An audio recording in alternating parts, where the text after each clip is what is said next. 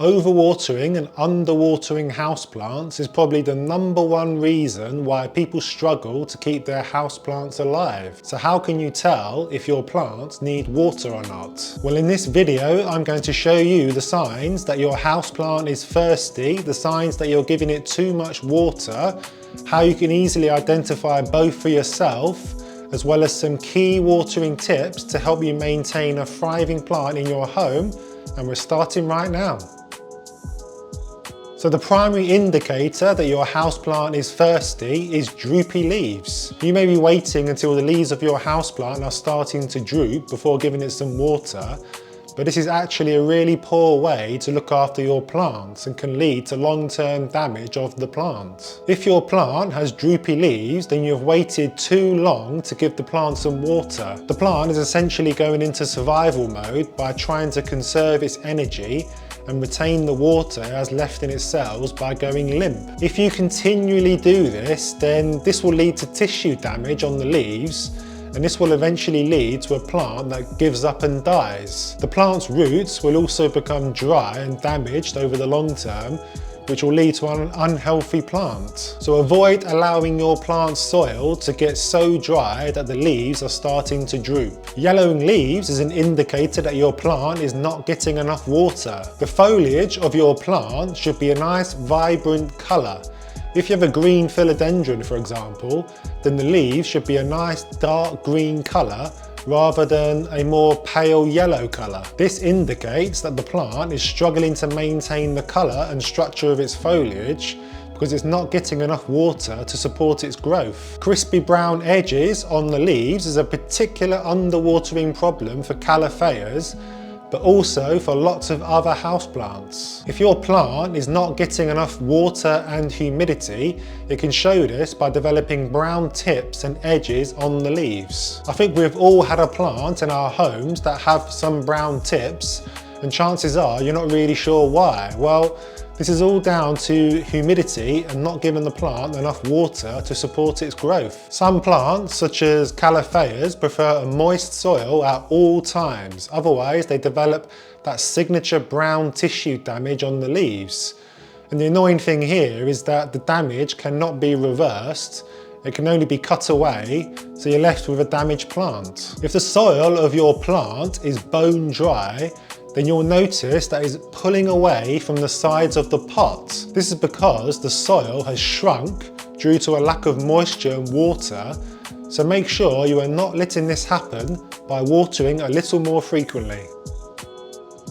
Overwatering plants is a really common way that people kill their plants. Beginner plant enthusiasts have a common misconception that houseplants need lots of water, but the reality is that these plants are native to hot climates where they may get periods of drought and then a large rain which rehydrates them. We therefore need to mimic this as much as possible in our homes and not let our plants sit in wet soil all the time. So identifying overwatering problems can be a little tricky for new plant parents, so these are the things you need to look out for. Frustratingly, yellowing leaves can indicate an overwatering problem as well as an underwatering problem. If you are watering your plant too often and the soil is always wet, then this can lead to root rot, which will begin to affect the leaves of your plant. Leaves that are limp and mushy also indicate that you are overwatering your plant. This is particularly true with succulents such as echeverias. Echeverias store water in their thick leaves,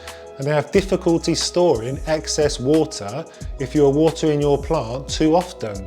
This leads to mushy plants that eventually fall off the plant. Mushy leaves can also show up on your other houseplants if you are consistently overwatering. Philodendron and pothos plants tend to get mushy leaves that fall off the plant if the soil is consistently soggy. My philodendron Birkin has recently developed some new brown leaves that have now fallen off the plant, and this was because I was overwatering my plant. Whereas crispy brown edges on leaves indicate an underwatering problem, if the whole leaves are turning brown, then this tends to mean that the plant tissue is rotting due to too much water.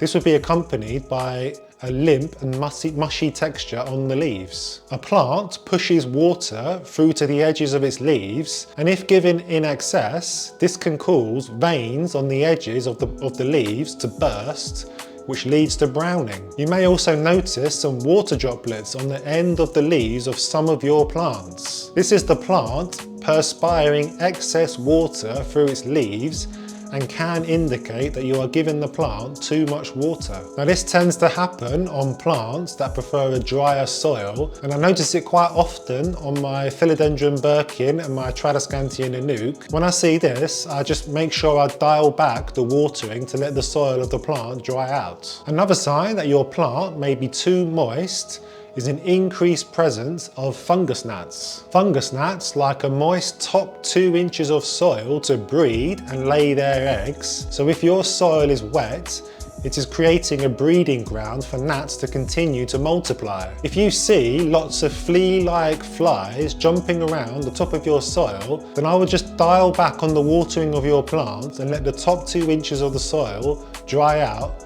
before watering again. I have a video on how to get rid of fungus gnats that you can check out after this.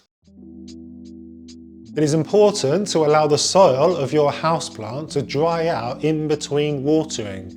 This prevents the possibility of you overwatering your houseplant, which is one of the most common reasons why people kill their plants. I water my houseplants no more than once a week during the summer and once every 2 or 3 weeks during the winter when it's not actively growing. Any more than this, then the plants will have consistently wet soil, which can lead to root rot. Having consistently wet soil also increases the chances of fungus gnats getting into the soil, as I mentioned previously. If you're enjoying the video so far, guys, then please give it a thumbs up. Try and water your plant only as it needs it. But how can you tell if your plant needs water or not? Before you water your plant, it's always a good idea to check the level of moisture in the soil by sticking your finger 2 inches into the soil of the plant to check how moist the soil is. If it feels wet, then leave it a few days and then come back and check again. This check will prevent you from overwatering your plant, which, like I said earlier, is a key plant killer. An even better way to check the level of moisture in the soil of your plants is to invest in a moisture meter like the one I have. So this is a super little device that needs no batteries and tells you exactly how much moisture is in the soil. This gives you so much control over watering your plants. So I invested in one of these about 2 years ago, and my plants are doing so much better because I'm able to give them water only when they need it. I have an Amazon link to this one in the description of the video. When you have identified that your plant needs some water, a really important tip is to make sure you give the plant a really thorough soak-in. You don't want to just pour a little bit of water over the soil of the plant and move on.